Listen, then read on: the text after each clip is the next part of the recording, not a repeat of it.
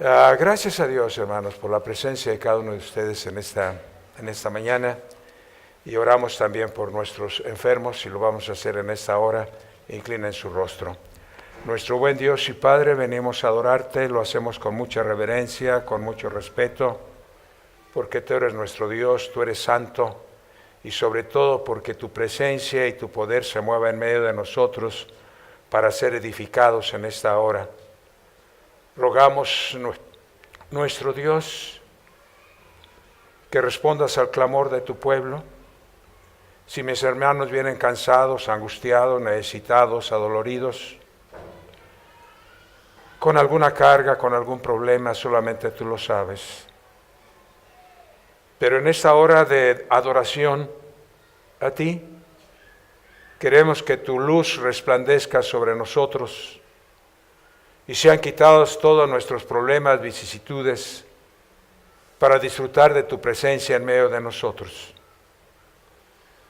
Nuestro Dios, te suplicamos encarecidamente por nuestros enfermos. Tú sabes quiénes son.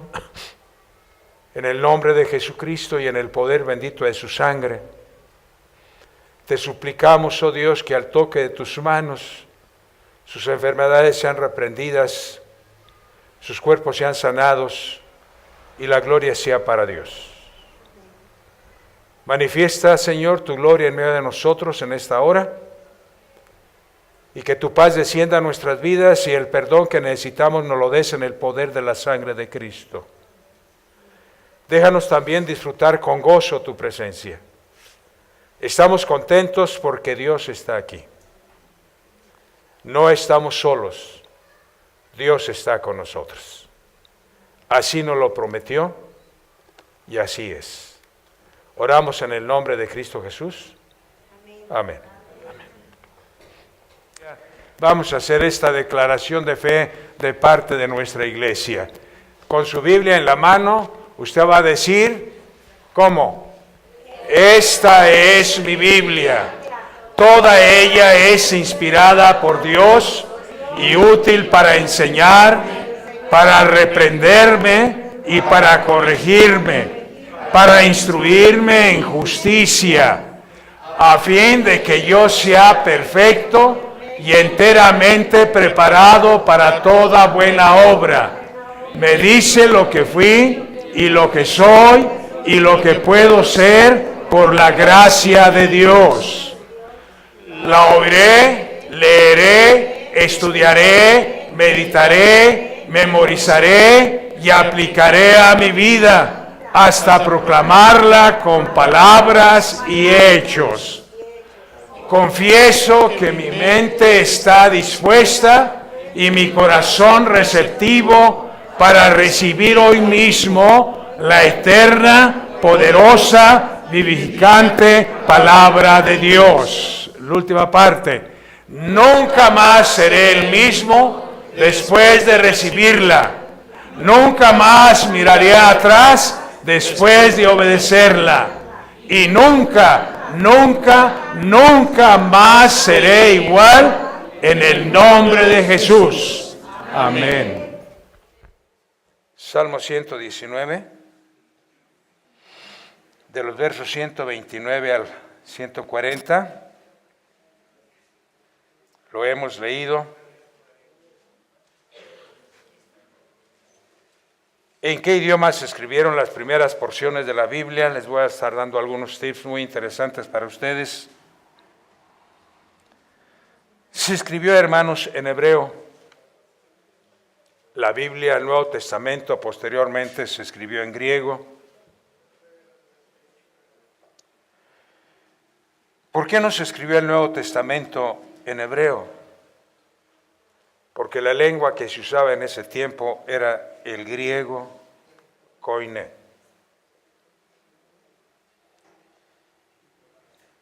Aunque en el tiempo de Cristo los judíos ya no hablaban el hebreo sino el arameo, muchos habían emigrado de su país y se habían enseñado a hablar el griego. Algunos ya no hablaban ni hebreo ni arameo. Entonces el Nuevo Testamento fue escrito en griego. Desde los días del cautiverio babilónico, desde el siglo VI, la Septuaginta, versión del Antiguo Testamento al griego, hecha en este siglo, hermanos, antes de Cristo. El sumo sacerdote Eleazar envió a petición del rey Ptolomeo Filadelfo de Egipto a 72 eruditos judíos de Jerusalén a Alejandría para que hicieran la anhelada traducción, la más famosa del mundo de aquellos días. De ella surgió una versión que después veremos el próximo domingo, que fue la Vulgata latina. También una Biblia muy usada. Nosotros usamos, ¿por qué decimos la versión del 70? Estamos usando esta traducción, la Septuaginta, que es la palabra de Dios que tenemos en nuestras manos. Sin duda alguna que ha habido muchas otras versiones muy edificantes para la vida de nosotros, pero la Septuaginta sigue siendo la más reconocida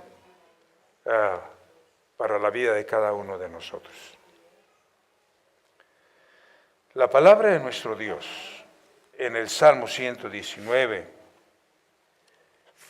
y versos 129 al 140 nos dice de esta manera. Ustedes tienen su Biblia, háblanla por favor.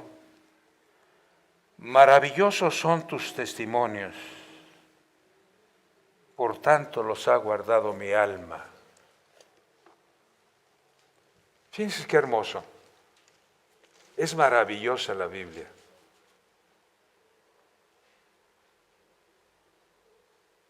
Maravillosos son tus testimonios, por lo tanto los ha guardado mi alma.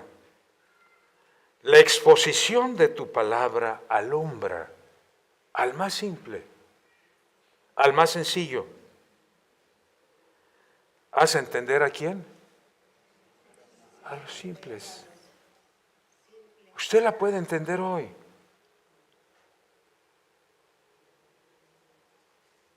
Dice la palabra del Señor, mi boca abrí y suspiré porque deseaba tu palabra.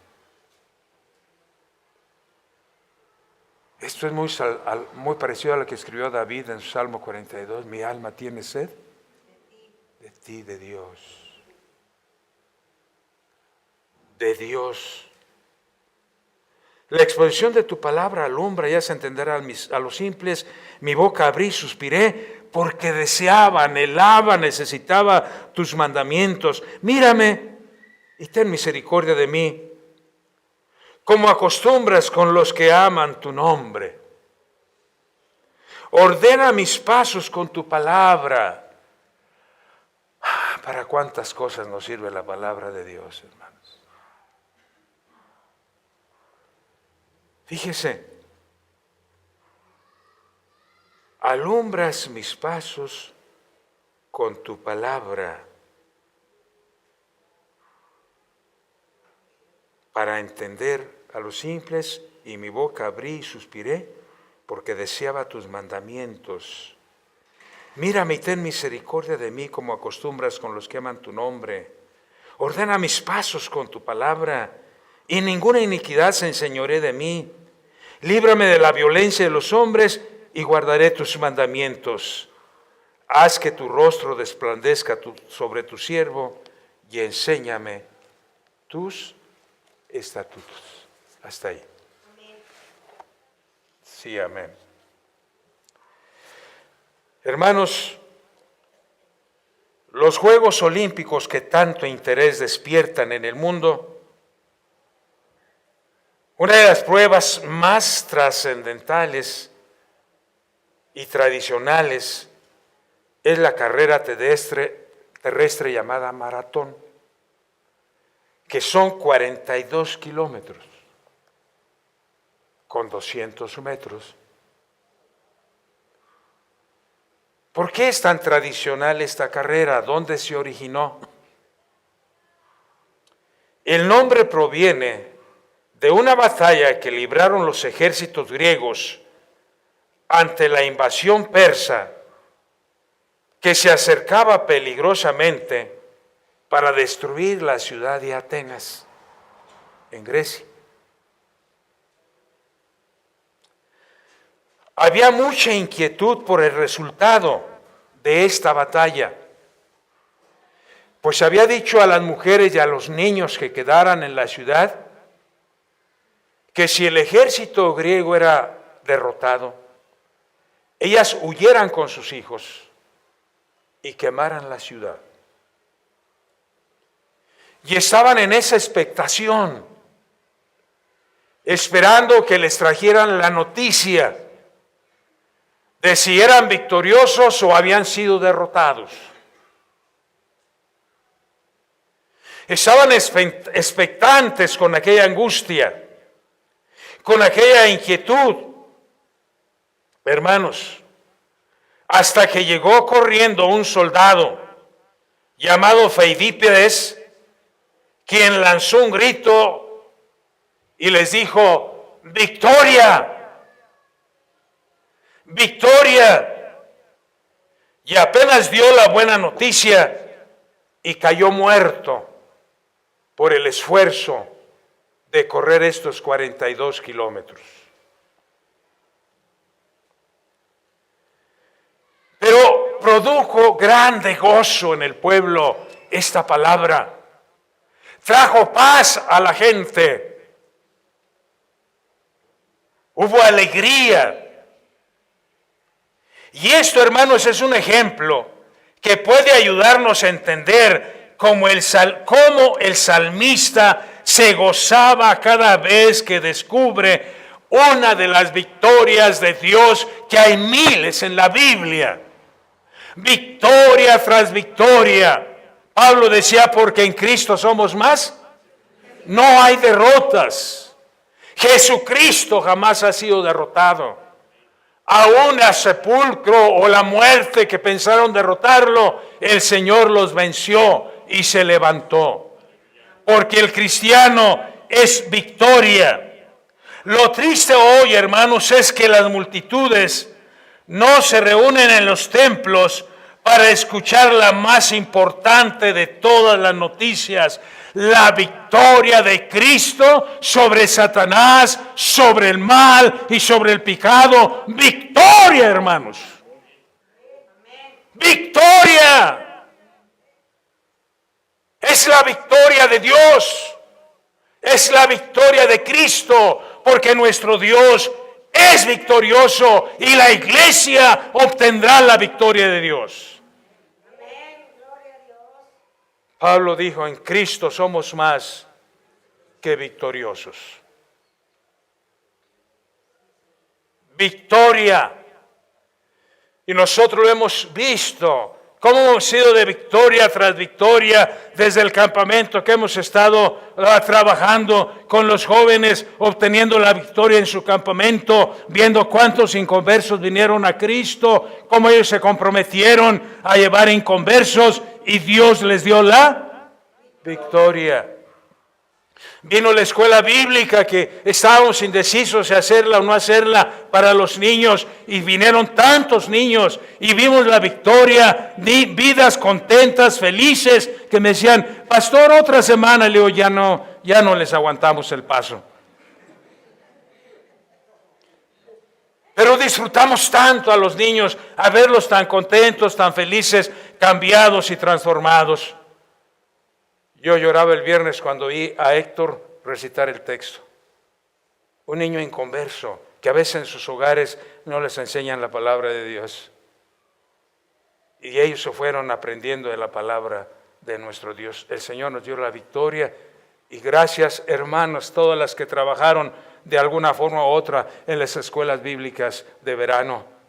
Yo pasaba aquí a veces a las 10, 10:30 o 11 de la noche y veía las luces encendidas donde estaban trabajando todas las hermanas. Gracias a Dios. El Señor nos dio la victoria. y hemos sembrado la palabra en el corazón de los niños y no volverá vacía. Dios hará grandes hombres y mujeres de ellos, porque el Señor nos da la victoria, nos dice su palabra. Entonces, mis amados hermanos, lo triste de hoy es que las multitudes no se reúnen en los templos para escuchar la más importante de las noticias, la victoria de Cristo sobre el mal, así como se reunieron aquel día en Atenas toda aquella multitud para gozarse y para escuchar aquella voz que les dijo victoria. Debemos recuperar el entusiasmo por la palabra de Dios. Ella nos hace victoriosos. Victoriosos. Hermanos, la primera cosa que quiero comunicarles es la palabra de Dios nos trae una renovación constante a nuestra vida cuando la leemos. Las almas sin Dios son como el desierto del Sahara. Lo único que necesitan es agua. Si cruzamos un desierto, como lo es este mundo, cuidaríamos mucho de llevar con nosotros agua. Esto es un ejemplo de la necesidad, hermanos, de tener a la mano la palabra de Dios. Padecemos de sequía espiritual en el mundo y para ello solo hay un remedio, la Biblia, que es la fuente de agua viva. Si hay sequía espiritual, es porque la Biblia no ha llegado a muchos hogares, no ha llegado a muchas vidas. Hay miles y millones de gentes que jamás han tenido una Biblia en sus manos. Y hay una sequía espiritual en ellos, en hogares y familias, mis amados hermanos. Tan seco como aquella mujer samaritana que iba a aquel pozo a sacar agua y Cristo le dijo, el que beba de esta agua volverá a tener sed. Pero el que beba del agua del vida que yo le daré es una fuente que salte para vida eterna. Y un hermano me decía, ¿y cómo es esto, pastor? Cuando usted lea la Biblia, es la fuente que salta para vida eterna dentro de usted. Es la palabra de Dios. Fuente de agua viva. Si hay sequía espiritual, es porque nosotros no estamos tomando de la fuente del agua y como la mujer samaritana vamos a sacar agua de pozos que nunca sacian nuestra sed. Entonces, mis amados hermanos, la palabra de Dios nos dice claramente que si hay sequía espiritual es porque, hermanos, no leemos la palabra de Dios, es el remedio. ¿Por qué les digo levanten su Biblia? Porque, mis amados hermanos, hay iglesias a donde la gente concurre y jamás lleva una Biblia y jamás lee la Biblia. Jamás leen la Biblia. Hoy las iglesias se están quedando sin Biblia y hay sequía espiritual. Van a los templos a adorar a Dios y no llevan la Biblia, no traen la palabra de Dios.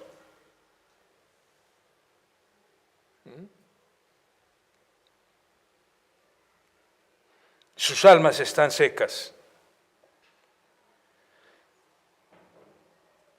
Padecemos sequía espiritual en muchas iglesias. Y para esa sequía espiritual, solo la Biblia es la fuente de agua de vida. Amigo y hermano, si no estás leyendo tu Biblia, tu alma tiene sed. Se está secando. ¿Por qué no leemos la palabra de Dios? ¿La leíste esta semana? ¿La leíste el día de ayer? Hoy, bueno, pues en el templo usamos lecturas congregacionales. Pero ahí está el Salmo 1 que dice, el cristiano fuerte está junto a corrientes de aguas. Fíjese lo que dice Salmo 1, usted lo conoce. Bienaventurado el varón que no anduvo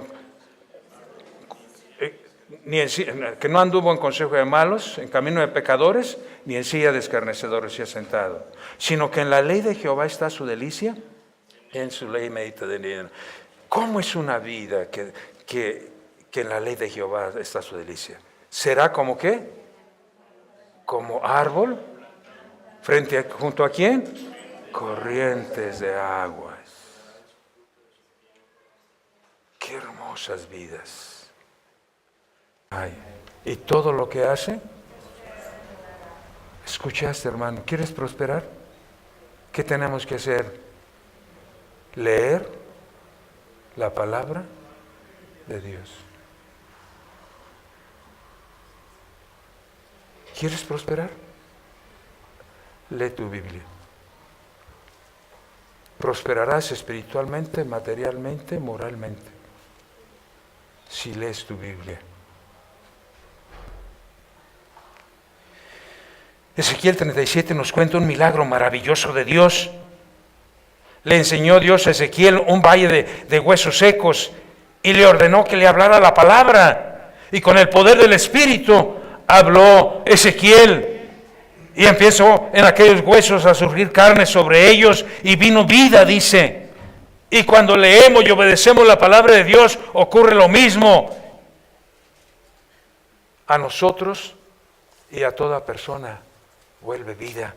Hay vida y vida abundante en la palabra de nuestro Dios. Segundo, la palabra de Dios nos da la guía que necesitamos. Escuchaba a mi hermano Cuauhtémoc decir, bueno, cuando tengo un problema le ando preguntando a fulano, a sultán, mejor pregúntele a Dios. Dios nos dará la respuesta. Miren, el salmista nos cuenta que los caminos del mundo son torcidos y perversos y necesitamos guía moral y necesitamos guía espiritual y necesitamos guía a cada paso en nuestra vida. Salmo 139, 24 dice, ve mi Dios si ando por caminos torcidos y guíame, condúceme por el camino recto. Dios quiere guiarnos y conducirnos. Salmo 48, 14, porque este Dios es Dios nuestro eternamente y para siempre, y Él nos guiará aún después de la muerte. No solamente aquí, si usted lee la Biblia, Dios lo va a guiar aquí. Si yo leo la Biblia, Dios me va a guiar aquí. Y aún después de la vida, aún cuando me muera, Dios me seguirá guiando.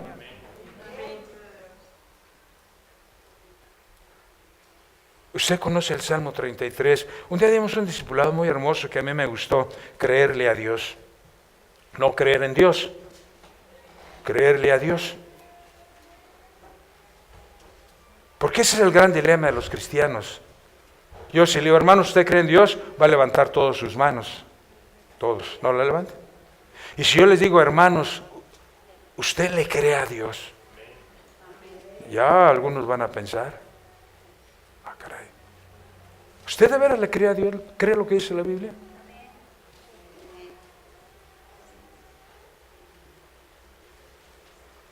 Terrible cosa.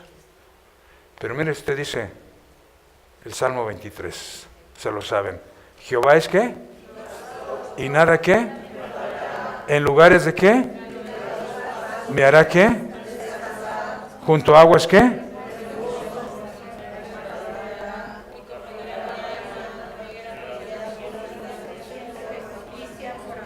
Me guiará.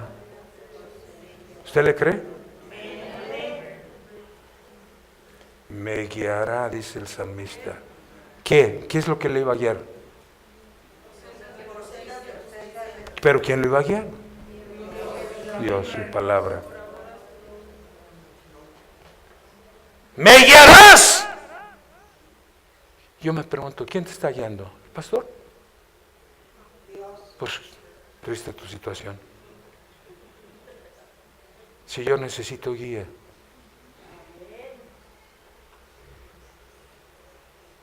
Que podemos dar testimonio y ser ejemplo, es cierto. Pero hay situaciones en que tu alma y siempre necesita la guía de Dios. Te guía el líder religioso, te guía el cura, te guía José Smith, te guía Russell. Y mire cómo guía a la gente que les trae ahí marcando el paso. ¿Quién te guía?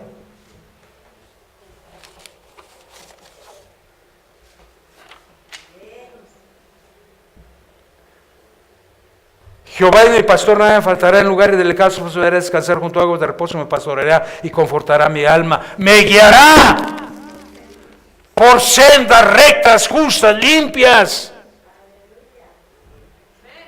Y no porque lo merezca, por amor de su nombre. ¿Quién guía tu vida? En este mundo, hermanos, donde hay tantos caminos y que lo dicen todos los caminos los guían a Roma, pues qué pobre guía, porque el único camino que nos guía al cielo es Cristo Jesús. ¿Quién está guiando tu vida? Salmo 48, 14, porque este Dios es Dios nuestro eternamente y para siempre, y Él nos guiará aún más allá de la muerte. Esta es la guía que nos da a través de su palabra. Cuando llegue el momento de la oscuridad, la aflicción, la enfermedad, la tragedia, ella es la lámpara a nuestros pies.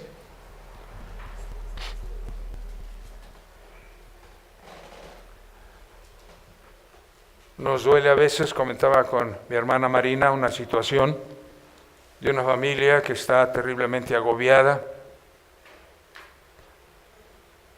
llena de culpa, porque dejaron la Biblia, la palabra de Dios, porque se apartaron de ella, porque se fueron en pos de otros caminos, porque llegó el momento de la oscuridad, de la angustia, cuando sentimos la separación de nuestros amados y vienen las culpas y Satanás nos culpa y ellos necesitan ahora guía. Y yo les digo, vuelvan a la palabra de Dios. Ella los va a guiar y los va a sacar de la oscuridad. ¿Lámpara es qué? Y en cualquier momento de nuestra vida vamos a necesitar esa luz. Porque va a haber momentos oscuros en el devenir de nuestra vida.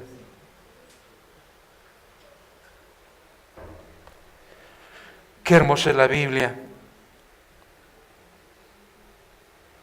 La Biblia nos guía a una vida recta. El mundo está perturbado por las drogas, el alcohol, el SIDA. Hay un montón de plagas modernas que están destruyendo la vida de la gente. Y solo oyendo la palabra de Dios nos libramos de todos estos males, hermanos. La Biblia nos guía a tener confianza en Dios. Bienaventurado el hombre que ¿qué?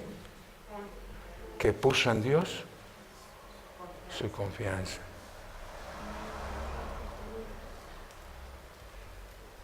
Ponga su confianza en Dios. Hoy dígale, Señor, quiero confiar en ti. Pero vamos a leer la palabra de nuestro Dios para que esa confianza se acrecente en nuestras vidas. Bienaventurado el hombre que puso en Dios su confianza, Salmo 44. Me gusta tanto aquella frase del ciego Bartimeo, capítulo 10 de Marcos, verso 49, cuando el Señor Jesucristo mandó unos hombres y uno le dijo, ten confianza, el Señor te llama. Y amigo, hoy quiero que tengas confianza en Dios, porque Él es el que te está llamando. Ten confianza. Jesús te llama.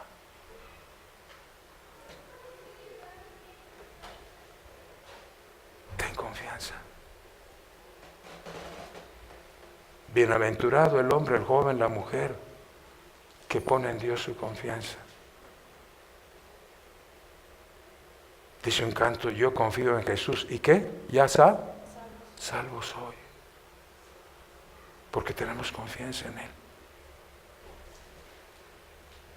¿En quién tiene usted su confianza? ¿En el dinero? Se cuenta una anécdota de un hombre que no quería depositar su dinero en el banco.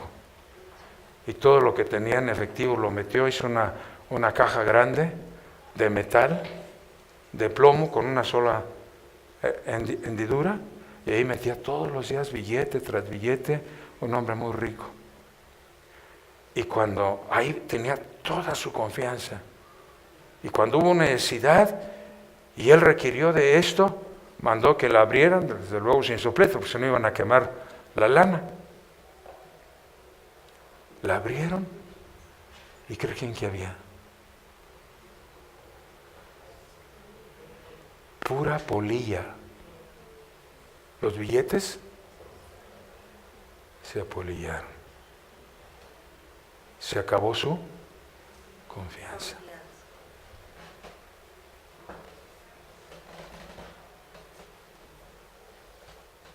¿En quién ha puesto usted su confianza? Estamos leyendo. Ten confianza, el Señor te llama. Tenga confianza en la palabra de Dios. Léala de esa manera. Y la tercera y última cosa, la palabra de Dios es un arma contra los enemigos espirituales. Casi todos los seres vivos tienen, hermanos, defensas naturales. Casi todos los seres vivos tienen defensas naturales. Muchos insectos tienen aguijones, ¿no? Para defenderse. Otros se camuflan. Hay quienes se confunden con los árboles, con las ramas. Es su defensa. Las fieras grandes tienen garras y colmillos para defenderse. El mecanismo defensivo que los cristianos tenemos contra Satanás, ¿saben qué es? Dios. La Biblia de Dios.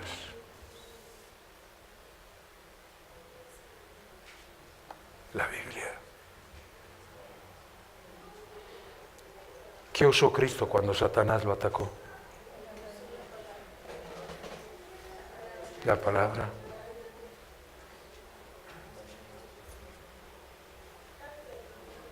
¿Qué usa usted cuando Satanás lo ataca? Porque nuestras armas no son carnales, sino espirituales y poderosas para destruir fortalezas. Es nuestra defensa. Lo escribía Pablo en el capítulo 6 de Efesios.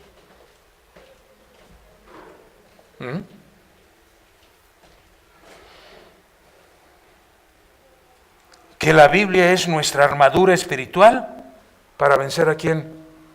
Al diablo. El que no usa de esta defensa, hermanos, es derrotado constantemente por Satanás.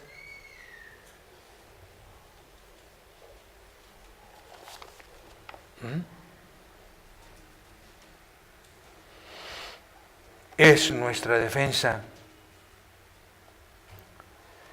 La Biblia nos dice que el único Dios verdadero, que Él es eterno, que es el autor de la Biblia, debemos aprender y a creer y a gozarnos en las promesas que nos da nuestro Dios, y Él nunca nos va a fallar. Cuando la gente se aleja de la palabra de Dios, ha sufrido las consecuencias. Israel las sufrió. Y si la iglesia se aleja de Dios, sufrirá las consecuencias. Y si usted y yo nos alejamos de la palabra de Dios, vamos a sufrir las consecuencias. La Biblia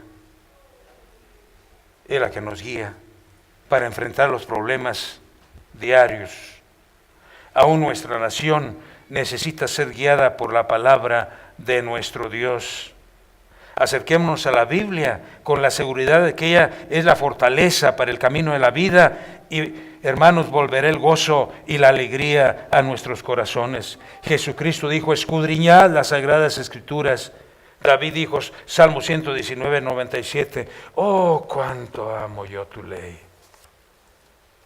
¿Qué tanto ama usted la Biblia? ¿Qué tanto la leemos? Termino, hermanos.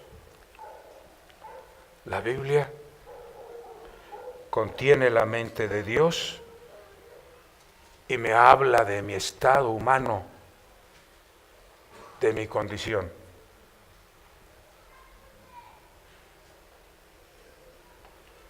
La Biblia contiene, hermanos, el camino de la salvación y la ruina de los pecadores no arrepentidos y la felicidad de los creyentes. Sus doctrinas son santas, sus preceptos obligatorios, sus decisiones inmutables. Debemos leerla para creer y creerla para nuestra seguridad, practicando y practicarla para ser salvos. La Biblia contiene luz para dirigirnos, alimento para nutrirnos y consuelo para alegrarnos. La Biblia es el mapa del viajero y el cayado del peregrino en este mundo. La Biblia es la brújula del piloto y la espada del soldado. Debe inundar nuestra memoria y gobernar la razón y guiar nuestros pies. Leámosla lenta y diariamente en actitud de oración. La Biblia es una mina de riqueza, un paraíso de gloria. Se nos abre en esta vida y se abrirá el día del juicio y permanecerá para siempre. Y condenará a aquellos que la desprecian o juegan con ella. La Biblia es el camino de la salvación en Cristo Jesús.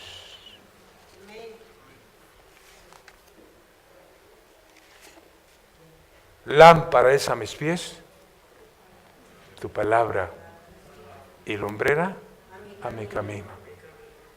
Y a los jóvenes les dice directamente con qué limpiará el joven su camino, con qué van a vencer cada tentación. Dice, con obedecer la palabra.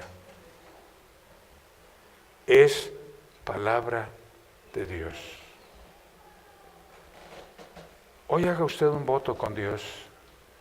Dígale, Señor, yo desde hoy voy a leer tu palabra.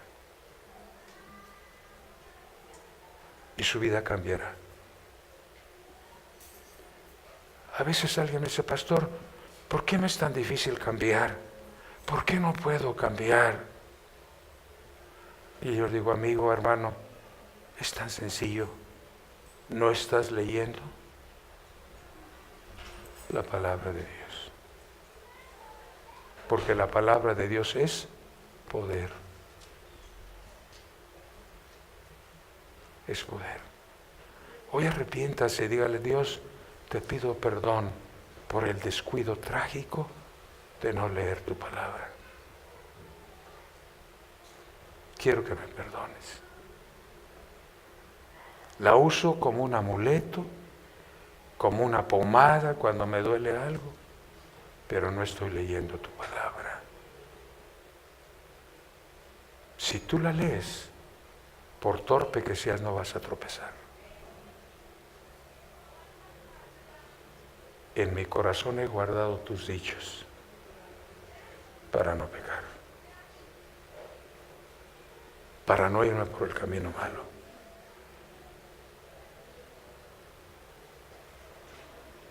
Oh, cuánto amo yo tu ley. Ame la palabra de Dios. Incline su rostro y póngase a cuentas con Dios. ¿Leyó hoy su Biblia? ¿Lees la Biblia?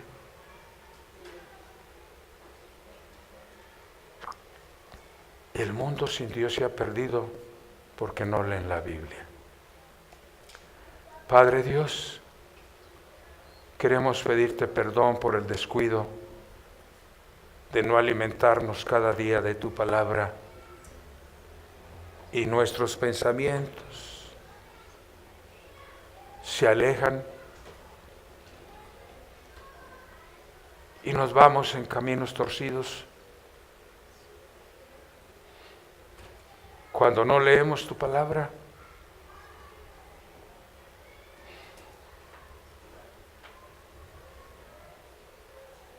Nos desviamos del camino de la verdad. Hoy el mundo vive una sequía espiritual horrible porque han despreciado la palabra de Dios. Los hogares, Señor, se fracturan, las familias se destruyen porque no leemos tu palabra. No se lee tu palabra en los hogares. Las iglesias cada día se mundanalizan y se van solamente por la exacerbación de la carne y no por la guía del Espíritu, que es tu palabra. Tú dices, volveos a mí, yo me volveré a vosotros. Señor, hoy queremos hacer un pacto contigo. Prometerte que cada día vamos a leer tu palabra. Y nuestra vida, nuestro entorno, nuestra familia va a cambiar. Y nuestra nación va a cambiar. Dice tu palabra que las naciones perecen porque se alejan de Dios. Cada día se hunden más en su depravación y en su maldad porque se alejan de Dios. Nuestro Dios, ayúdanos a sembrar tu palabra. El propósito de nuestra iglesia es llegar a muchos hogares y dejar por lo menos un Nuevo Testamento en sus casas. Queremos que la gente conozca tu palabra, crea tu palabra. Ayúdanos para hacerlo. Yo sé que tú vas a proveer para tener el suficiente material, Nuevos Testamentos, y llevarlos casa por casa para que la gente conozca tu palabra. Bendice a mis hermanos en esta hora. Habla de una manera tierna pero amorosa a la vida de cada uno de ellos. Hoy es el día, hoy es el momento. Señor, tú te mueves con poder en medio de nosotros. Y si hay alguien con nosotros que todavía no cree en ti, que empiece a leer tu palabra y tendrá un encuentro personal con Cristo Jesús. Y tú perdonarás todos nuestros pecados. Queremos que tu amor se derrame, Señor, en nuestros corazones. Que la gracia de nuestro Dios sostenga nuestras vidas. Tu palabra me dice, así despediréis a mi pueblo diciendo, Jehová te bendiga y te guarde. Jehová haga resplandecer su rostro sobre ti y tenga de ti misericordia. Jehová ponga sobre ti sus ojos y traiga bendición y paz a tu vida. Así está escrito en tu palabra, Números capítulo 6. Pero necesitamos leerla, Señor. Bendito sea tu nombre. Pon tus manos sobre nosotros y despídenos de este lugar en paz, pero no de tu presencia. Descendamos justificados a nuestros hogares, con el fuego ardiendo dentro de nosotros, que es la luz de la palabra de Dios. Y ese fuego nunca se apagará, porque vamos a leer tu palabra todos los días. Bendice esta congregación y aquellos que se congregan en tu nombre, en espíritu y en verdad. Te lo imploramos con humildad, sinceridad, fe, en el nombre de tu Hijo amado, nuestro Señor y Salvador Cristo Jesús. Amén.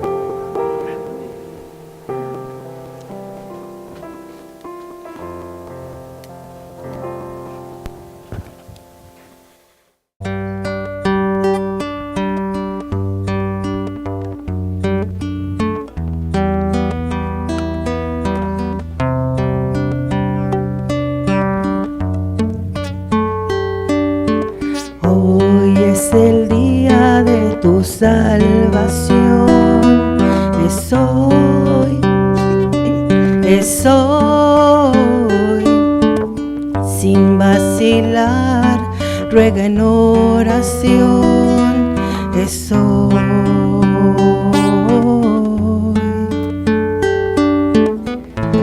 Cristo te oye, está cerca, aunque errante estés.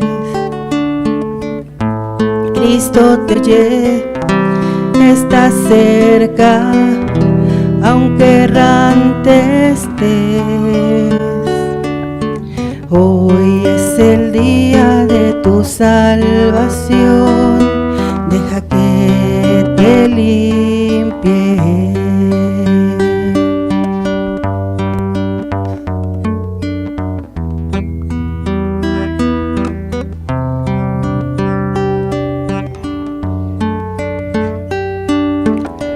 Hoy es el día de tu salvación, es hoy,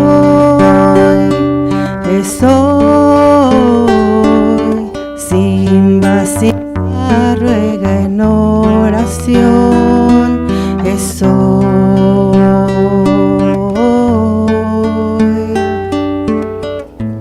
Cristo te oye, está cerca, aunque errante estés. Cristo te oye,